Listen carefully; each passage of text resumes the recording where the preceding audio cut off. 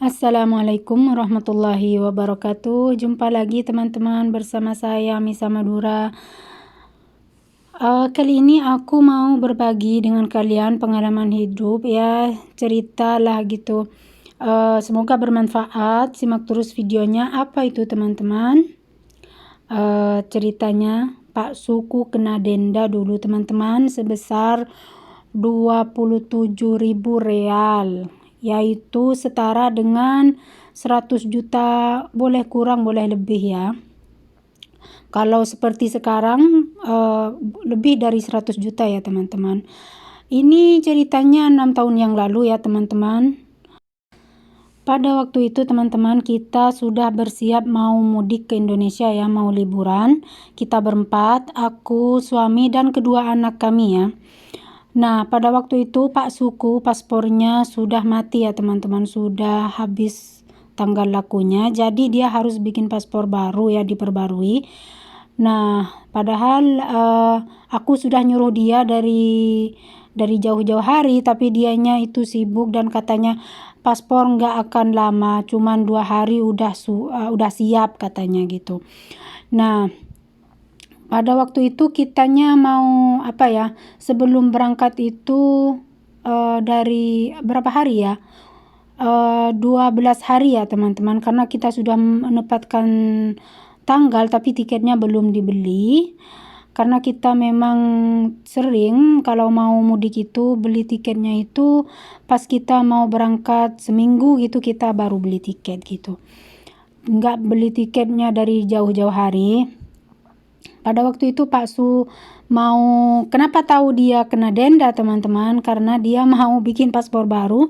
Pas dia ke imigrasi di Mekah mau bikin paspor ya, paspor baru. Di sana kata petugas, di sini kamu ada denda, kamu harus bayar tunai, kalau enggak kamu enggak bakalan bisa bikin paspor baru katanya.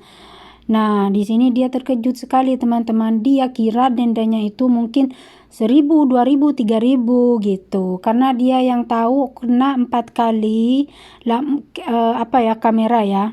Kena 4 kali kamera. Jadi dia itu melanggar 3 kali kecepatan. Dan 1 kalinya itu nggak tahu apa, jadi 4 kali pelanggaran gitu. Dianya enteng gitu, nggak taunya sampai berlipat-lipat ganda menjadi 27.000 real teman-teman. Nah, seperti yang di pinggir barusan itu adalah kamera otomatis yang memotret kalau kita melanggar kecepatan atau ada yang salah di mobil kita atau nggak pakai sabuk pengaman. Pokoknya di kamera semua ya teman-teman, nggak ada polisi nilang kita di sini, adalah kamera, jadi nggak bisa negosiasi. Dan ini adalah ring road pertama di Mekah ya teman-teman. Oke, kita lanjut. Dia bilang aku nggak jadi bikin hari ini. Kenapa? Aku bilang gitu. Dia bilang karena aku harus bayar denda dulu, baru aku bisa bikin katanya. Aku kira dendanya itu dikit ya teman-teman, nggak taunya besar sekali ya. Pada waktu itu aku sedih sekali karena aku takut gagal mudik ya teman-teman. Karena apa? Karena selain budget liburan kita itu nggak dikit gitu. Yang standarnya aja ya gitu.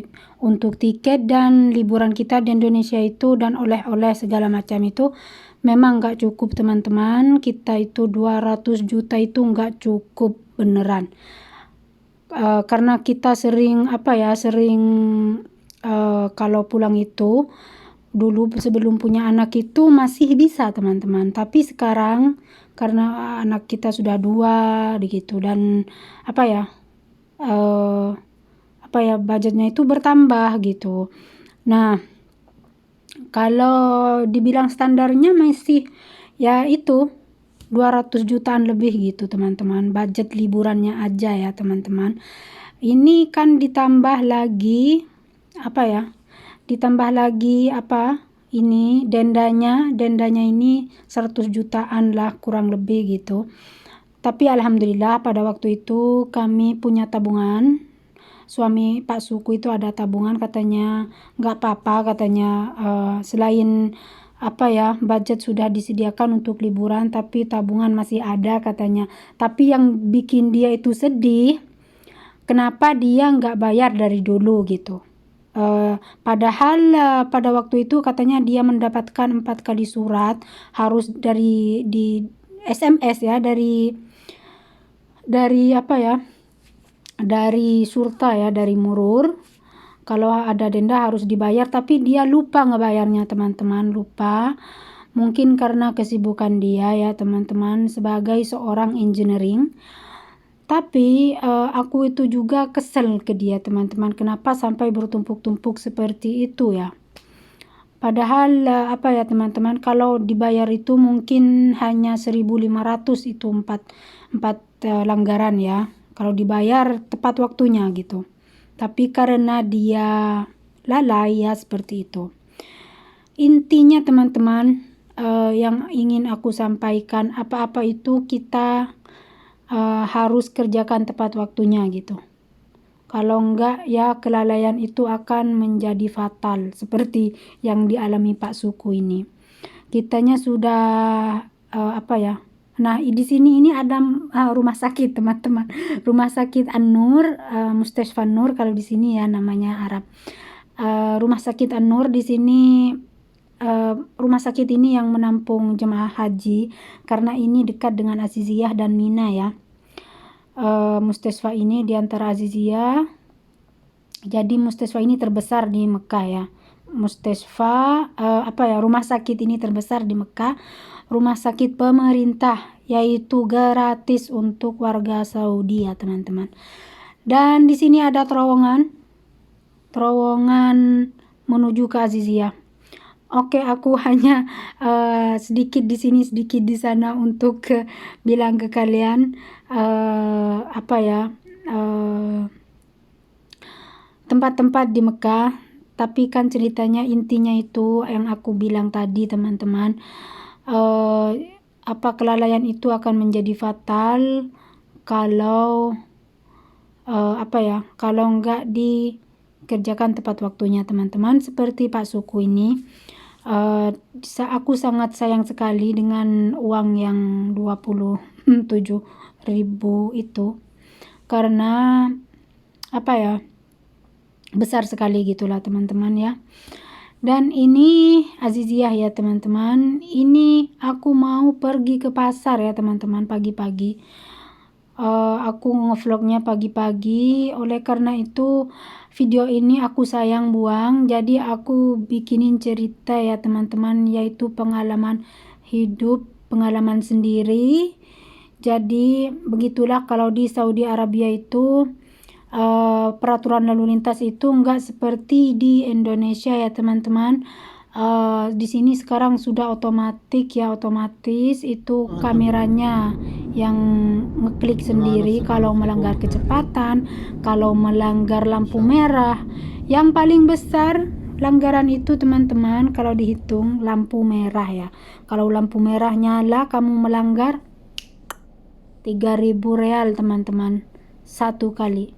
3.000 real. Nanti kalau nggak dibayar bulan depan bisa 6.000 gitu.